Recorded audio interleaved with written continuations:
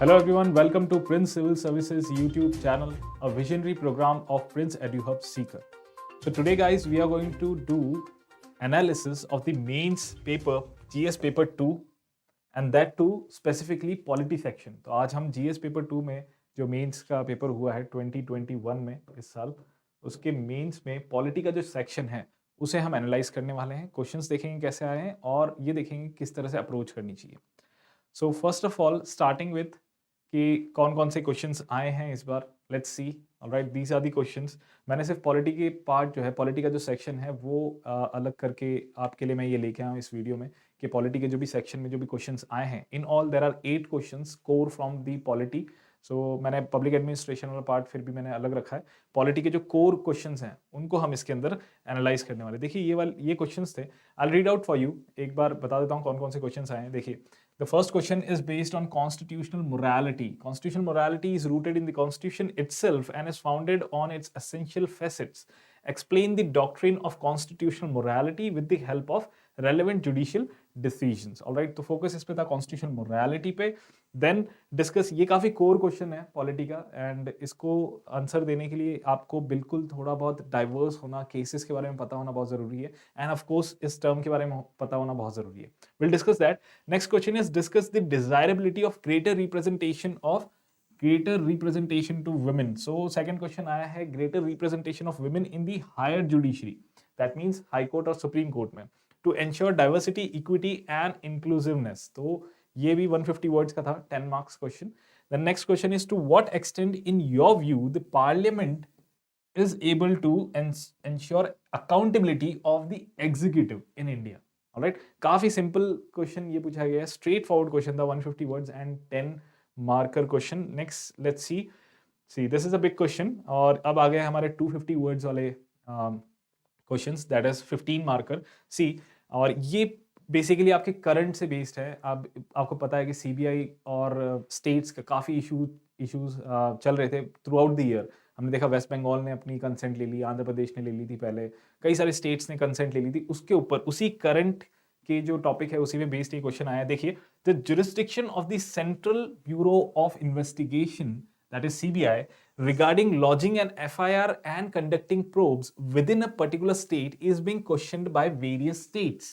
So that is CBI versus state. However, the power of states to withhold consent to the CBI is not absolute.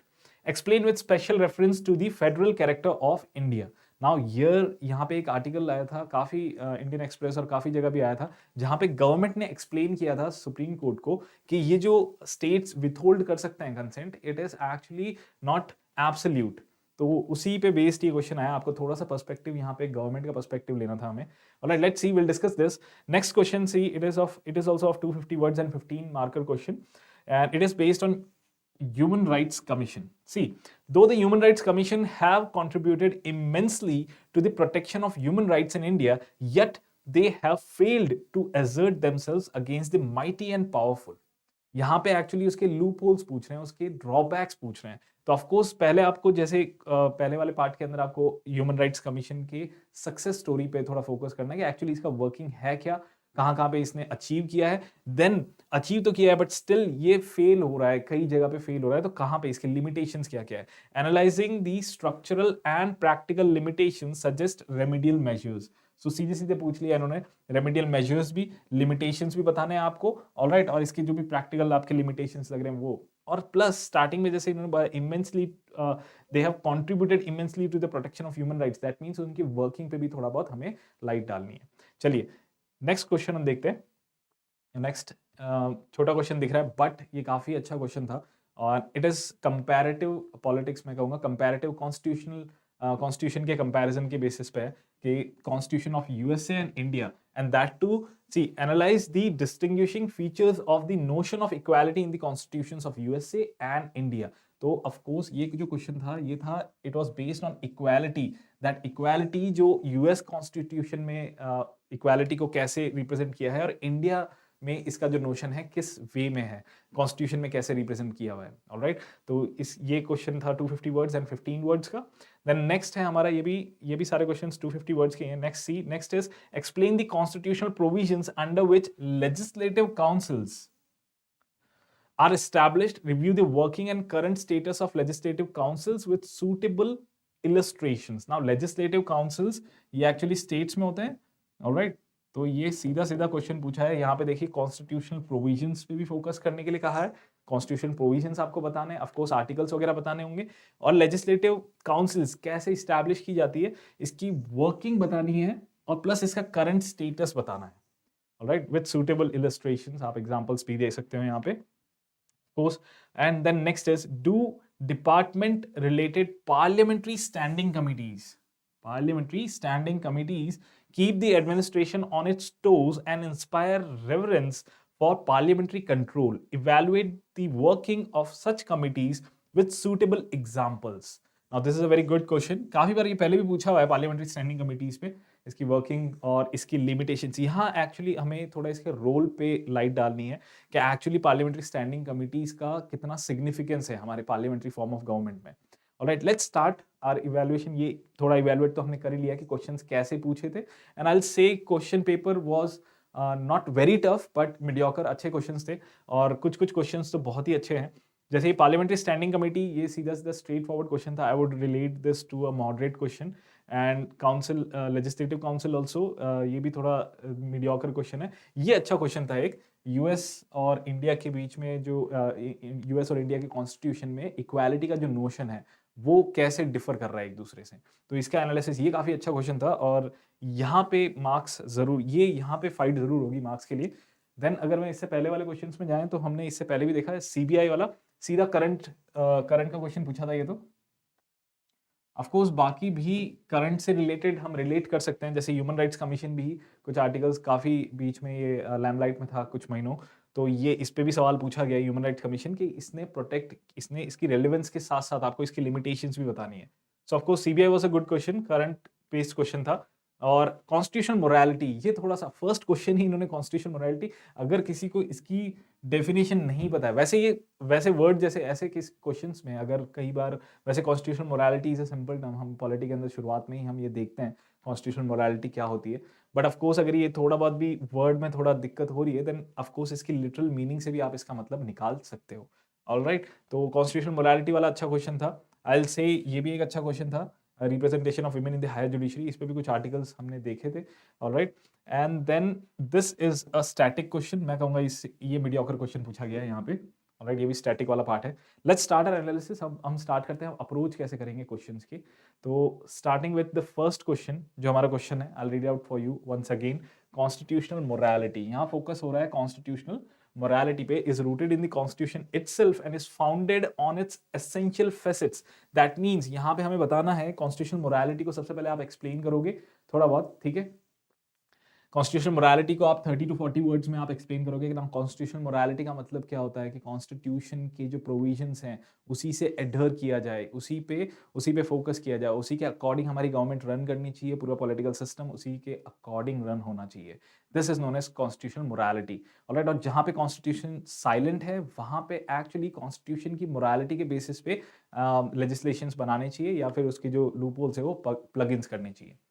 चलिए, now 30-40 words में आप constitution morality explain कर दोगे, that okay constitution को letter and spirit में adopt करना चाहिए, that is constitutional morality. Now हम देखेंगे कि कॉन्स्टिट्यूशनल मोरालिटी एक्चुअली जब यहाँ बात चल रही है, देखिए it is rooted in the constitution itself, यानी कि आपको कॉन्स्टिट्यूशन में ही बताना है कि कॉन्स्टिट्यूशन मोरालिटी कॉन्स्टिट्यूशन ही कैसे बता रहा है या कैसे लैमलाइट में लेके आ रहा है। ऑलराइट, सो यहाँ पे आप जरूर बता सकते हो, वैसे और ऐड कर सकते हो फंडामेंटल राइट, यानी पार्ट 3, पार्ट 4, डीपीएसपी, ये सब, ये पार्ट प्लस आपके article 13, 32, 226 some and judicial review, ये सारे के सारे कॉन्स्टिट्यूशन मोरालिटी इंश्योर कर रहे हैं। ये प्रोविजंस जो कॉन्स्टिट्यूशन के अंदर है ये इंश्योर कर रहे हैं कि कॉन्स्टिट्यूशन के जो प्रोविजंस हैं या उसके टेनेंट्स जो है उसको फॉलो किया जाएगा इन letter and spirit.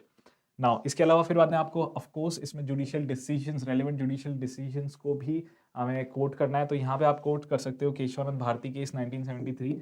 Alright, it's a very relevant case कि यहाँ पे फंडामेंटल राइट्स के बारे में, और प्लस यहीं पे हमारा बेसिक स्ट्रक्चर डॉक्ट्रिन भी आया था right. Then Minerva Mills case 1980, Sabarimala case, ये आप लेटेस्ट अभी रिसेंटली जो हुआ था कि भाई यहाँ पे विमेन को एंट्री दी गई थी सबरीमाला टेम्पल के अंदर। देन दिस इज ऑल्सो, ये इक्वालिटी को इंश्योर कर रही है और डिस्क्रिमिनेशन को अबॉलिश करने के लिए है, एंड दैट जो कि हमारे कॉन्स्टिट्यूशनल प्रोविजंस में लिखा है। Alright, then you can say Indian young lawyers association versus state of Kerala, ये सारे के सारे केसेस आप कोट कर सकते हो। इसके अलावा भी कुछ केसेस आप कोट कर सकते हो। Then this would have been average more better than average answer, और अच्छे मार्क्स यहाँ पे स्कोर किए जा सकते थे, 6, 7 एंड मे बी 8 भी। ऑलराइट, अगर आपने ये सारी चीज़ें अगर रेलिवेंटली कोट करी है, इतने सारे फैक्ट्स लिखे हैं, तो of course you would have also got 7 to 8 marks in this question. Let's move on to the next question. See, next question is the desirability of greater representation of women in higher judiciary, that is High Court and Supreme Court. All right. To ensure, अब ये क्यों यहाँ ये बात कर रहे हैं, discuss the desirability, क्या यहाँ पे विमेन की जो हायर रिप्रेजेंटेशन जो हायर जुडिशरी के अंदर हो, तो इससे कैसे desirability, diversity, equity and inclusiveness कैसे आएगी।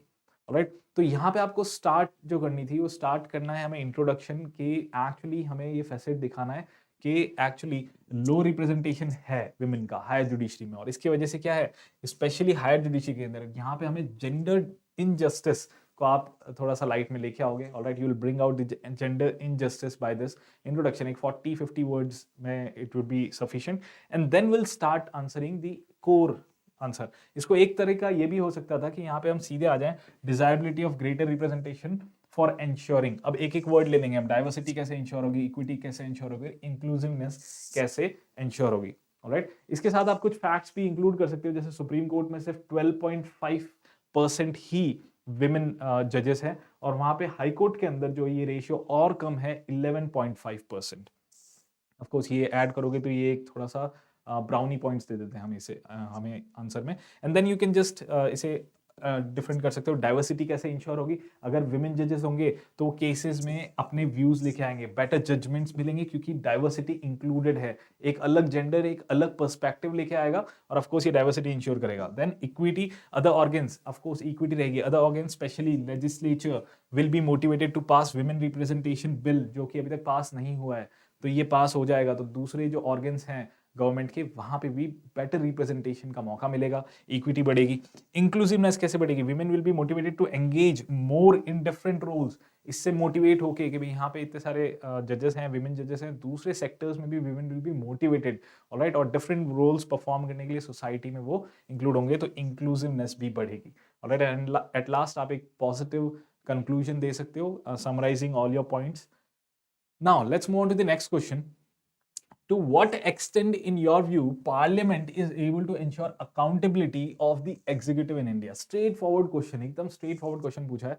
Alright, यहाँ पे हमें Parliament और एग्जीक्यूटिव इनकी इसकी अकाउंटेबिलिटी देखनी है एग्जीक्यूटिव की। इसे आप स्टार्ट कर सकते हो पार्लियामेंट्री फॉर्म ऑफ गवर्नमेंट से, एक इंट्रोडक्शन दे सकते हो, प्लस आप साइट कर सकते हो article 75, citing that council of minister is collectively responsible to the Lok Sabha. Alright, so एक नो कॉन्फिडेंस मोशन के थ्रू काउंसिल ऑफ मिनिस्टर्स को निकाला जा सकता है। You can use that later on. ये इंट्रोडक्शन दे दिया आपने, पार्लियामेंट्री इंडिया में एक पार्लियामेंट्री फॉर्म ऑफ गवर्नमेंट है, citing article 75, and then you can go tools to ensure accountability of the executive. Alright, यहीं पे थोड़ा सा इंट्रोडक्शन दे दिया कि हाँ, पार्लियामेंट हमारे यहाँ पे कॉन्स्टिट्यूशन के अंदर ही ये प्रिस्क्राइब्ड है कि पार्लियामेंट जो एग्जीक्यूटिव पे कंट्रोल रख सकती है, उसकी अकाउंटेबिलिटी, उसकी जो एग्जीक्यूटिव की अकाउंटेबिलिटी पार्लियामेंट की तरफ है, और वो कैसे इंश्योर होगी, किस टूल्स के थ्रू इंश्योर होगी। You can go with question or motions like adjournment motion, censure motion और कॉलिंग अटेंशन मोशन, ये सब आप इसमें इंक्लूड कर सकते हो। देन कट मोशन भी आप बता सकते हो, यहाँ पे various cut motions during the passage of the budget, अगर वो पास होते हैं तो ये भी एक एग्जीक्यूटिव को एक्चुअली चेक रखने के लिए है।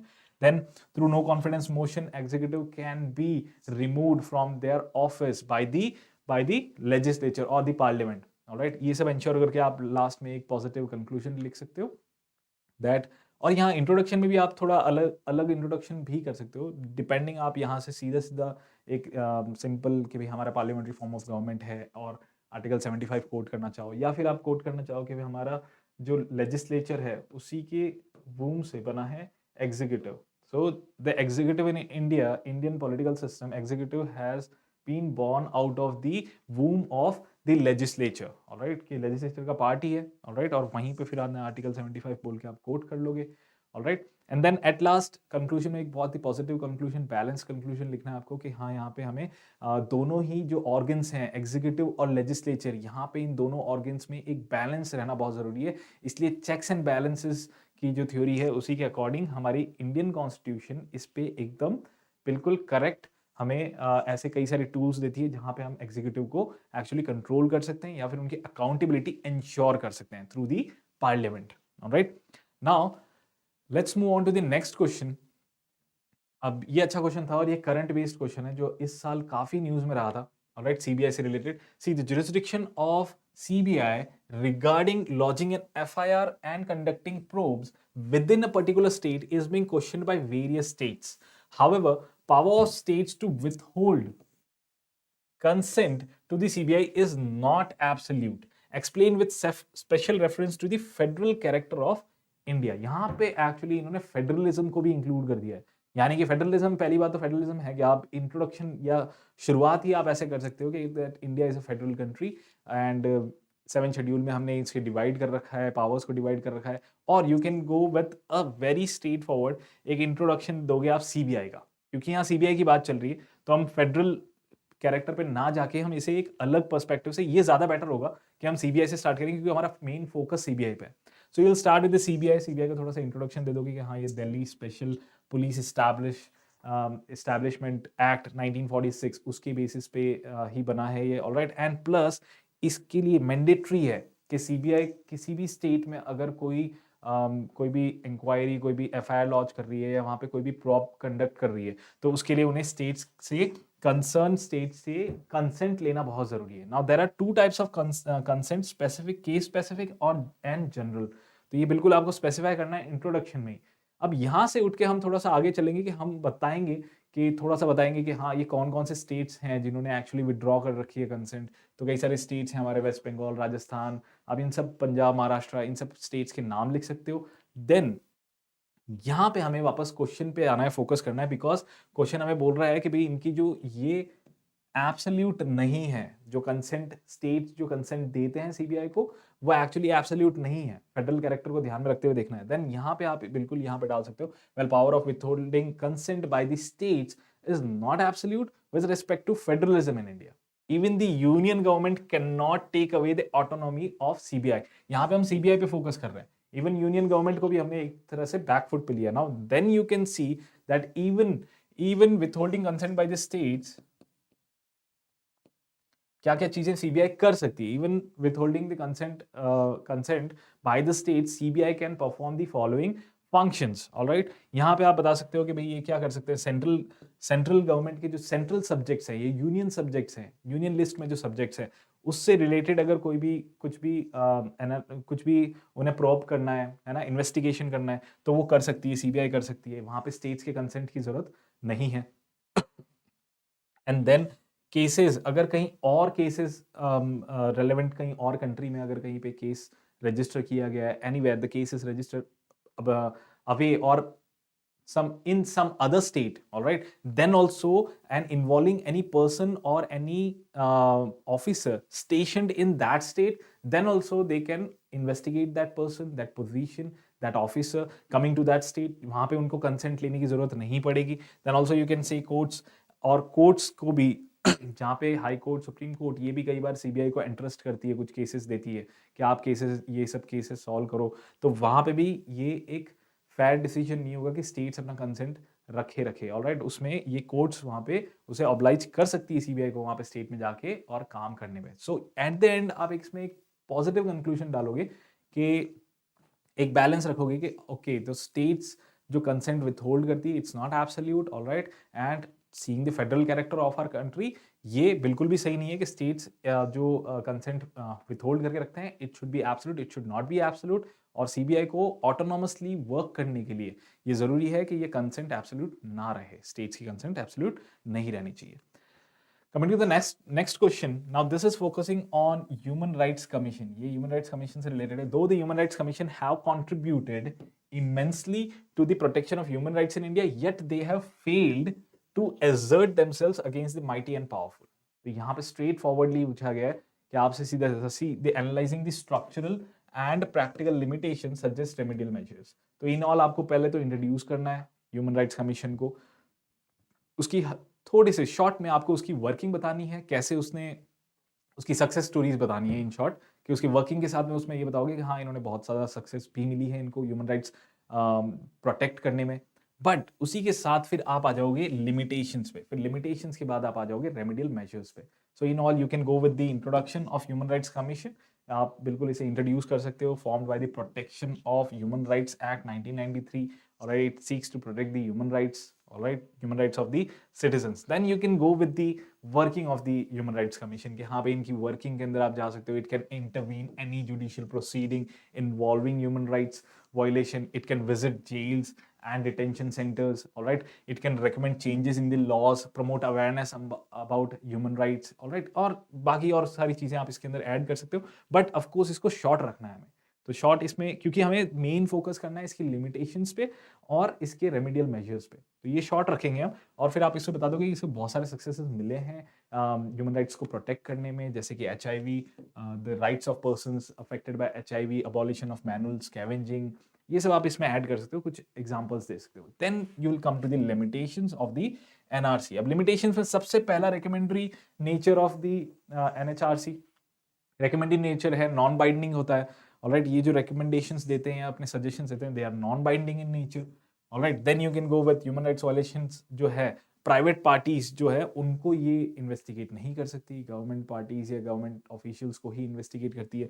लैक ऑफ ऑटोनॉमी ये ऐड कर सकते हो आपके भाई इसके अंदर. वैसे भी कोई इंडिपेंडेंट कैडर जो इसके ऑफिसर्स आते हैं वो डेपुटेशन बेसिस पे आते हैं, स्टेट्स भेजती है डेपुटेशन बेसिस पे. So you can also add that कि भाई lack of autonomy, deputation basis पे आते हैं, तो एक्चुअली इनकी जो एलिजेंस है या फिर इनकी जो ऑफिसर्स आते हैं इनकी एक्चुअल एलिजेंस कहाँ पे है, स्टेट में, जिस कैडर से ये आ रहे हैं. तो इनके पास एक इंडिपेंडेंट कैडर ऑफ ऑफिसर्स नहीं है, इन्वेस्टिगेटिंग ऑफिसर्स नहीं है. ऑलराइट, तो इन्वेस्टिगेशन क्या है, बायस्ड हो सकती है. Alright, now these are the limitations. Now आप बताओगे फिर remedial measures, that complete overhaul of NHRC is needed. Now what are the recommendations? पहली बात तो डिसीजंस एनफोर्सेबल हो, एक एक करके, या तो फिर आप इस पे ये कर सकते हो कि जो हमने यहाँ पे लिमिटेशंस बताए हैं उसी के आप पॉजिटिव वहां पे उसकी कंक्लूजन, और ये बिल्कुल सेंसिबल बनता है कि आपने यहाँ जो लिमिटेशंस बताए हैं उसी के आपको रेमेडियल मेजर्स भी बताने हैं. ऑफकोर्स इसमें से कोई मिस नहीं करना है आपको. लेट्स सी, आप एनफोर्सेबल बताओगे जो हमने वहां बोला था कि ये बाइंडिंग नेचर है. देन इंडिपेंडेंट स्टाफ होना चाहिए इसके पास में इन्वेस्टिगेशन करने के लिए. ऑलराइट, जो मेंबर्स हैं वो सिविल सोसाइटी और एक्टिविस्ट भी आने चाहिए ताकि इंक्लूसिवनेस हो, सोसाइटी को भी इंक्लूड किया जाए इसके अंदर, सोसाइटी के डिफरेंट सेक्शंस को भी इंक्लूड किया जाए, इंक्लूसिवनेस आएगी. ऑलराइट, डिफरेंट पर्सपेक्टिव्स आएंगे. और प्लस इसके पावर्स और जुरिस्डिक्शन को बढ़ाने की जरूरत है, जिसके अंदर आर्म्ड फोर्सेस पे भी ये लागू हो और प्राइवेट पार्टीज पे भी लागू हो. Alright, because it is not applicable on the armed forces and private parties. तो ये भी एक पॉइंट होना चाहिए. प्यूनिटिव पावर्स भी इनको मिलने चाहिए, बिकॉज अभी तक क्या मिल रहे हैं इनको, सिर्फ सजेशन ही दे सकते हैं, रेकमेंड कर सकते हैं किसी कोर्ट को कि आप इनको प्यूनिटिव मेजर्स लगाए जाए. प्यूनिटिव पावर्स होने चाहिए इनके पास में ताकि पनिश कर सकें.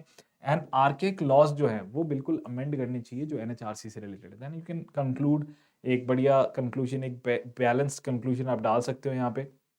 ऑलराइट, कि ह्यूमन राइट्स कितने इंपॉर्टेंट हैं और इसीलिए एक बढ़िया वॉच डॉग होना बहुत जरूरी है. We need, that is the need of the hour, कि हमें एक ऐसा वॉच डॉग चाहिए जो हमारी ह्यूमन राइट्स को प्रोटेक्ट करके रखे. और वो वॉच डॉग क्या होना है? NHRC. ऑलराइट, एंड बिल्कुल इसे, इसके पावर्स को बिल्कुल बढ़ाना चाहिए ताकि इफेक्टिवली काम कर सकें. Alright, now coming to the next question, analyse the distinguishing features of notion of equality in the constitutions of USA and India. तो ये काफी अच्छा क्वेश्चन था, 250 वर्ड्स में कहना है, और हमें एक्चुअली फोकस करना है यहाँ पे इक्वालिटी पे, कि जो इक्वालिटी है उसका नोशन कॉन्स्टिट्यूशन ऑफ USA और कॉन्स्टिट्यूशन ऑफ इंडिया में डिफरेंट कैसे है. ऑलराइट, ऑफ कोर्स इसकी स्टार्ट आप एक बहुत ही सिंपल तरीके से आप कर सकते हो कि US जो है it's the oldest democracy, India is the largest democracy, of course, and they are formed on the bedrock of the notion of equality. Both the constitutions have been written are the written constitution and have been written on a bedrock of notion of equality. तो उस notion of equality क्या है, एकदम base है वैसे भी democracy का। तो इवन यूएसए के कॉन्स्टिट्यूशन में और इंडिया के कॉन्स्टिट्यूशन में इसको बहुत ज़्यादा इंपॉर्टेंस दी है। ये आपका एक इंट्रोडक्शन हो जाएगा 50 वर्ड्स 40-50 वर्ड्स में, and then you can start. आप इसको इस फॉर्म में भी लिख सकते हो डिफ्रेंशिएट करने के लिए एक एक पॉइंट्स के साथ, ये ज़्यादा बेटर होगा। और यू कैन जस्ट राइट, यहाँ पे एक पॉइंट लिखा यूएस के लिए, फिर बाद में इंडिया के लिए लिखा। बट आई वुड रिकमेंड कि आप इसे जैसे हम बचपन में किया करते थे, ऑलराइट, डिफरेंशिएट करना ऐसे कर सकते हो पॉइंटर फॉर्म में। Let's see one by one. See पहली बात तो आप यूएस के लिए सीधा सीधा कहोगे कि ये कहाँ से डिराइव किया गया है, डिक्लेरेशन ऑफ राइट्स जो यूएस कॉन्स्टिट्यूशन में है, डिक्लेरेशन ऑफ राइट्स के थ्रू इन्होंने इंक्लूड किया है इक्वालिटी का नोशन वहाँ पे। और जबकि देखो इंसर्ट किया गया है बिल ऑफ राइट्स के थ्रू, यहाँ पे डिक्लेरेशन ऑफ राइट्स के बाद में बिल ऑफ राइट्स करके एक इन्होंने पूरा पूरा एक पार्ट ऐड किया है, चैप्टर ऐड किया है अपने कॉन्स्टिट्यूशन में। तो बिल ऑफ राइट्स के through 14th amendment in the year 1868 इन्होंने ऐड किया, ऑलराइट। तो उसी के साथ ये जो बिल ऑफ राइट्स है इसमें से एक राइट इक्वालिटी भी था। नाउ यहीं पे आप यहाँ बताओगे कि कॉन्स्टिट्यूएंट असेंबली, इंडिया के अंदर कॉन्स्टिट्यूएंट असेंबली ने इसे डिबेट किया and they were of the strong opinion और intention to include this right of equality, alright. Even they declared this in the objectives resolution जो जवाहरलाल नेहरू ने पास किया था, ऑलराइट, इंट्रोड्यूस किया था ऑब्जेक्टिव्स रेजोल्यूशन, उसमें ये डिक्लेयर कर दिया था कि equality as a right we are going to give in our constitution. Then you can come, और ऑफ कोर्स इसको बता सकते हो हमारे चैप्टर 3 में फंडामेंटल राइट्स के अंदर आता है ये। यहाँ पे जो कॉन्सेप्ट है, ऑलराइट, यहाँ जो कॉन्सेप्ट है यूएस में कॉन्सेप्ट है equal protection of law, alright. Equality is actually यहाँ पे जो नोशन है इक्वल प्रोटेक्शन ऑफ लॉ है, that is equal treatment under equal circumstances. So the people situated equally should be treated equally. All right, circumstances और अपनी situation के according जो equally situated है वो equally उन्हें treatment मिले. That is the notion of equal protection of law. But India में हमने actually दो notions यहाँ पे add किए. It includes both the British model of equality before law and American model of equal protection of law. These two notions are actually included in a single article, Article 14. अब यहाँ पे आपको ये बताना है कि इक्वालिटी, यहाँ पे थोड़ा आप लिख भी सकते हो इसके बारे में, और you can just right this much is also all right.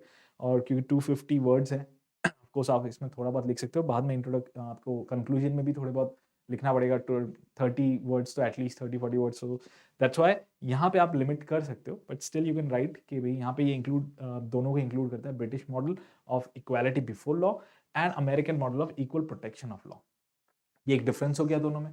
Then see emphasis on civil and legal equality, right? जबकि यहाँ पे हमने सिविल लीगल के साथ साथ सोशियो इकोनॉमिक इक्वालिटी भी ऐड करी है इंडिया में।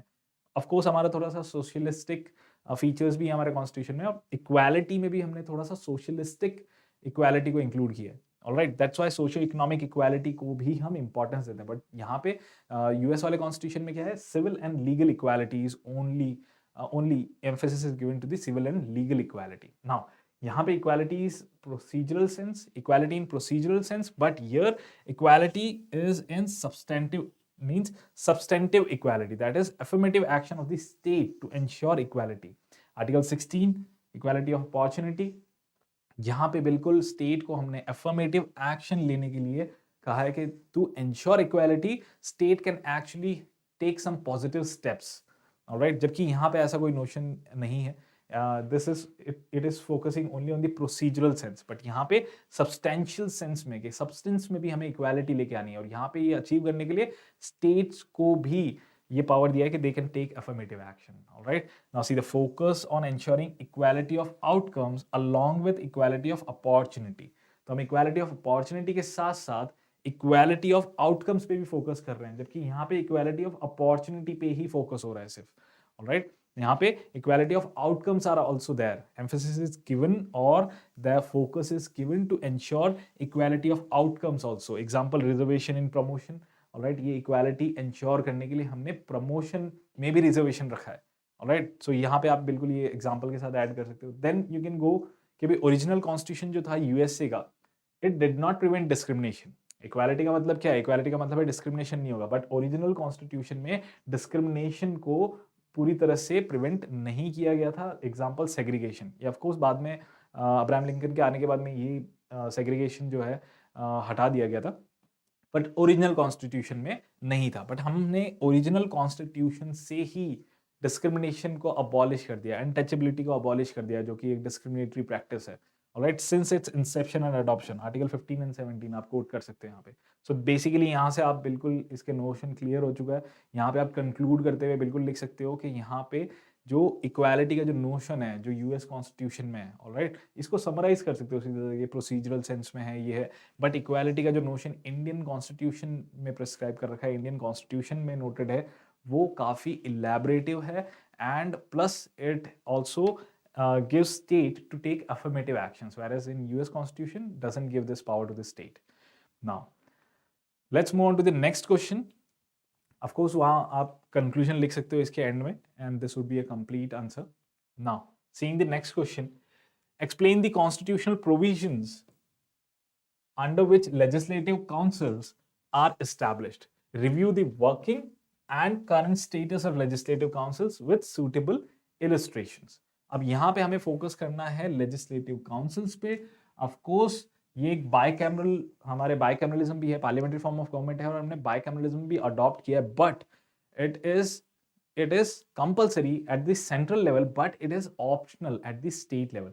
ये बताता है लेजिस्लेटिव काउंसिल्स के भी, लेजिस्लेटिव काउंसिल्स हर स्टेट में नहीं है, सिर्फ 6 स्टेट्स के अंदर ही लेजिस्लेटिव काउंसिल्स है।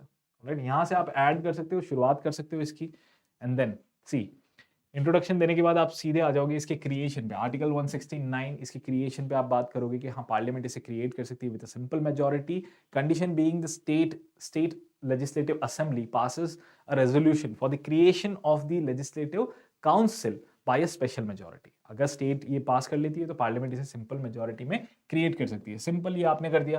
देन आर्टिकल 171 से इसकी आप कंपोजिशन बताओगे कि यहाँ पे कंपोजिशन बता रखी है कि किस कैसे कैसे हम कौन कौन से मेंबर्स इंक्लूड करेंगे, कहाँ पे किसको कितना कितना दे रखा है ना। ऑलराइट, इसको ज्यादा एक्सप्लेन करने की जरूरत नहीं है, आप बस यहाँ पे कोड करोगे कॉम्पोजिशन और ये कह सकते हो कि भाई यहाँ पे डाइवर्स सोसाइटी के डिफरेंट सेक्शंस को भी इंक्लूड किया गया है इसके कॉम्पोजिशन में, बिकॉज ये बाद में आगे वैसे भी आएगा आपके पास। देन यूटिलिटी पे काम करेंगे, हम बात करेंगे इसकी वर्किंग पे, यूटिलिटी ऑफ लेजिस्लेटिव काउंसिल्स। यहाँ पर बात करोगे आप डाइवर्स ओपिनियंस ला सकते हैं पॉलिसी मेकिंग में, ऑलराइट, और रिप्रेजेंटेशन देते हैं various sections of the group और various sections of the groups of the society like teachers, graduates, alright, even enables non-elected persons to contribute to the legislative process. Then check hasty legislation, सबसे basic जो है ना, कि भाई जो legislative assemblies जो laws pass करेगी वो एकदम जल्दबाजी में पास नहीं करे। So it would check the hasty legislations by the legislative assemblies, prevent them from exercising too much legislation और एग्जीक्यूटिव अथॉरिटी, यानी कि ये बात करें लेजिस्लेटिव असेंबली को एक तरह से चेक या बैलेंस करके रखेगी। नॉमिनेटेड मेंबर्स भी होते हैं इसके अंदर।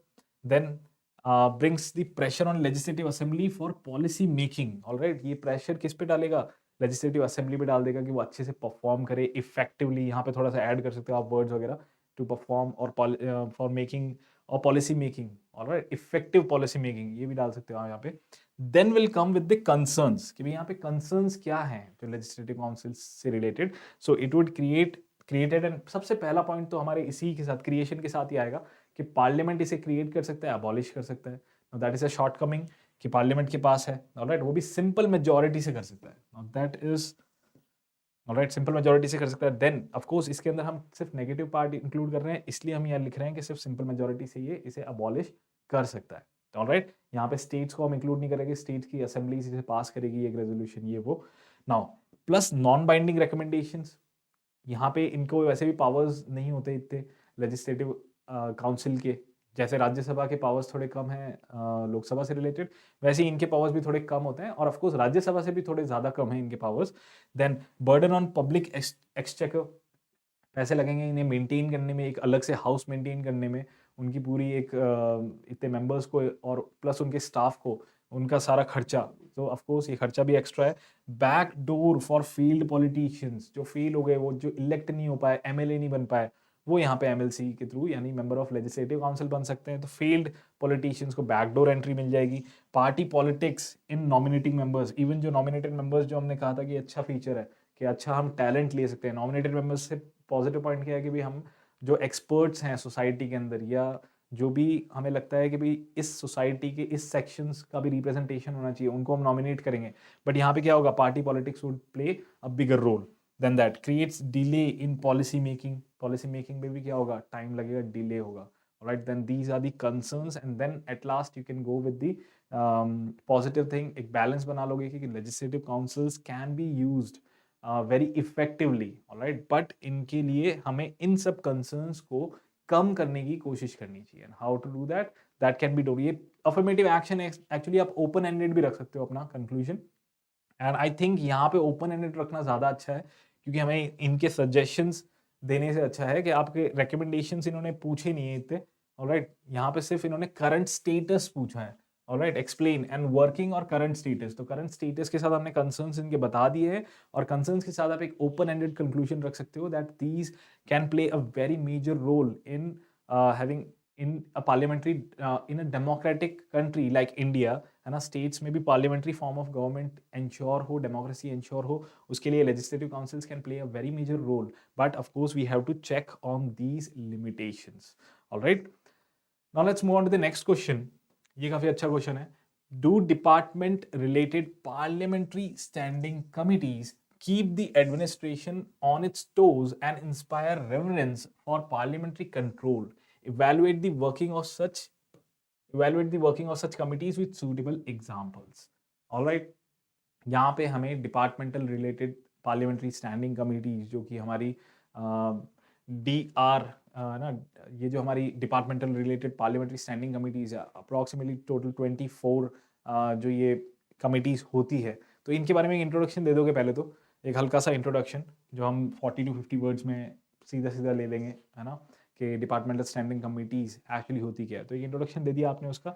Then you will go with the functions, कि एक्चुअल डिपार्टमेंटल रिलेटेड कमिटीज का फंक्शन क्या है. They would consider the demands for grants, examine bills, consider the annual reports, consider long term national policy documents जो भी उनको recommend किए हैं committees को, जिस भी हाउस ने रेकमेंड किए हैं. तो ये इनके फंक्शंस हो जाएंगे. फंक्शंस के बाद हम इलस्ट्रेट करेंगे इनके सिग्निफिकेंस पे, कि इनका सिग्निफिकेंस क्या है. ऑलराइट, ये काफ़ी अच्छा इनपुट देते हैं एग्जीक्यूटिव को. लॉन्ग टर्म जो पॉलिसी फॉर्मुलेशन है उस पर ये काफ़ी अच्छा मेजर रोल प्ले करते हैं. उन्हें एक बहुत ही इफेक्टिव, या फिर आप कह सकते हो बहुत ही अच्छी एक एडवाइसेस या गाइडेंस देते हैं. Then you can also tell that departmental standing committees जो है, ये एक्चुअली एक एक्सपर्ट एक तरीका दे देती है जो बिल्स को एक्चुअली इवेलुएट, ढंग से इवेलुएट करने के लिए एक तरीका दे देती है. देन ऑफ कोर्स इसके बारे में ये भी कह सकते हो कि ये जो काम करती है डिपार्टमेंटल स्टैंडिंग कमेटी, जो एक दिन में काम करती है, वो एक्चुअली पार्लियामेंट के 30 दिन के काम के बराबर होता है. You can put up those points, relevant points आप पुट अप कर सकते हो. ऑफ कोर्स इससे क्या होता है कि भाई जो बिल्स हैं वो ढंग से इवेलुएट होते हैं, हेस्टी लेजिस्लेशंस जो हैं वो चेक होते हैं. ये सिग्निफिकेंस हो गया इसका. देन इश्यूज एंड चैलेंजेस लिख सकते हो आप स्टैंडिंग कमिटीज के, दैट इनके लिए 1 साल का टाइम है, टेन्योर सिर्फ 1 साल ही होता है. Then that is a very less time. Plus कई बार इनकी जो माइन्यूट्स है या फिर जो इनकी मीटिंग्स होती है उसके माइन्यूट्स ये पब्लिक में शेयर नहीं होते, तो ट्रांसपेरेंसी की एक प्रॉब्लम है. आप इस तरह से इसके इश्यूज और चैलेंजेस को बता सकते हो. यहाँ पे मिनिस्टर्स ज़्यादा होते हैं, तो इनको कंट्रोल करना, इस डिपार्टमेंटल स्टैंडिंग कमेटी को कंट्रोल करना बड़ा मुश्किल होता है. इवन इसमें आप अटेंडेंस वाला इशू भी डाल सकते हो कि इनकी अटेंडेंस भी बहुत ही लो होती है, तो इसकी इफेक्टिवनेस भी क्या हो जाती है, कम हो जाती है इससे. Right, and then you can go with the किसी के एग्जांपल्स भी दे सकते हो. कुछ एग्जांपल्स आप इसमें डिपार्टमेंटल स्टैंडिंग कमिटीज़ के एग्जांपल्स दे सकते हो कि बिल जो है उसको आप एक अच्छे से एक चैनलाइज हो जाता है और इवैल्यूएशन अच्छे से होता है. ऑलराइट, एंड देन इसके इश्यूज और चैलेंजेस के बाद में आप एक कंक्लूजन दे सकते हो that departmental standing committees actually इनकी रेलेवेंस बहुत ज़्यादा है.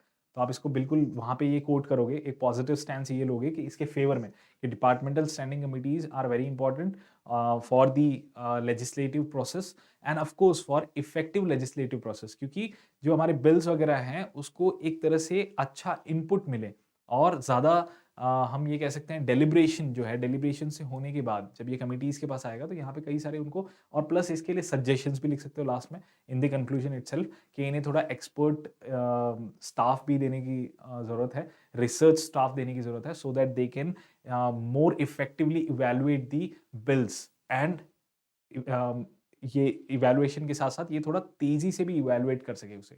ऑलराइट, तो यहीं पे इसके कंक्लूड कर सकते हो आपको. और आई थिंक कि ये जो पेपर था ये नॉट मोर देन, मैं नहीं कहूँगा बहुत ज़्यादा हार्ड था, बट स्टिल अच्छे क्वेश्चंस बने हुए थे एंड बहुत ही मीडियोकर टाइप के क्वेश्चंस भी काफ़ी थे जो स्टैटिक क्वेश्चन थे, तो ऑफकोर्स सबने काफ़ी अच्छा किया होगा hopefully. And then some part जो करंट से रिलेटेड था, वहाँ पे ऑफकोर्स आपकी क्रिएटिवनेस भी थोड़ी बहुत ज़रूरत थी कि थोड़ी बहुत आप क्रिएटिवनेस भी इंक्लूड करो, but of course still I would say कि काफ़ी अच्छा पेपर बना हुआ था। और हमें अगर आपका पॉलिटी वाला सेक्शन अगर स्ट्रॉन्ग है with the facts and all, तो आप इसे अच्छे से आराम से अटेम्प्ट कर सकते हो। और अगर आपने पूरे साल करंट न्यूज़ पे भी फोकस किया है, then of course this paper would have not been a challenge to you. And इसी के साथ मैं यहाँ पे एंड करता हूँ अपना एनालिसिस। तो हमने सारे क्वेश्चंस यहाँ पे एनालाइज कर लिए हैं, देख लिया है किस तरह से हमें अप्रोच करना चाहिए। तो ऑफकोर्स एक फॉर्मेट आपको पता चल गया होगा कि हमेशा हमें चीज़ें एक स्टार्ट में एक छोटा सा इंट्रोडक्शन रखना चाहिए, then will come to the main body and वहाँ पे हम एक्चुअली आंसर को एड्रेस करेंगे, पूछ क्या रहा है, और उसी के बेसिस पे हमारा आंसर लिखेंगे। Conclusion should always be a positive conclusion, negative conclusion हमें अवॉइड करना है लिखना। स्टेट या गवर्नमेंट या फिर पॉलिटिकल इंस्टीट्यूशंस को क्रिटिसाइज आप कर सकते हो, बट पॉजिटिव क्रिटिसिज्म कर सकते हो, ना कि negative criticism. Negative criticism brings out a very negative character in your answer, और वो हमें नहीं दिखाना है। और ज़्यादा कोशिश करनी है because they are seeing a future bureaucrat in you. तो फ्यूचर ब्यूरोक्रेट वो होगा जो एक्चुअली शॉर्ट कमिंग्स को कैसे कम करें, या लिमिटेशंस या जो भी कंसर्न्स हैं उसको कैसे प्लग इन करें, कम कैसे करें। वहाँ एक पॉजिटिव आउटलुक चाहिए जो वो आपके कंक्लूजन में दिखेगा। जो भी आपके कंसर्न्स पूछे हैं यहाँ पे, वहाँ पे एट द एंड आपको कंक्लूजन बहुत ही एक पॉजिटिव, एक बैलेंस्ड आंसर रखना है। ये बैलेंस करेगा आपके आंसर को। एंड ऑफ कोर्स एक पॉजिटिव क्रिटिसिज्म होना अच्छा है, आप लिख सकते हो positive criticism, but of course you should give the remedial measures और सजेशंस। सिर्फ क्रिटिसाइज करके नहीं आ जाना है आंसर में, आपको जरूर उसमें थोड़े बहुत सजेशंस भी लिखने हैं। So on this note I will and my analysis. I hope you liked it, and if you liked it please hit the like button. और अब तक अगर सब्सक्राइब नहीं किया है चैनल को, तो please subscribe the channel for seeing such videos in the future. I'll end my analysis here. Take care and God bless you all.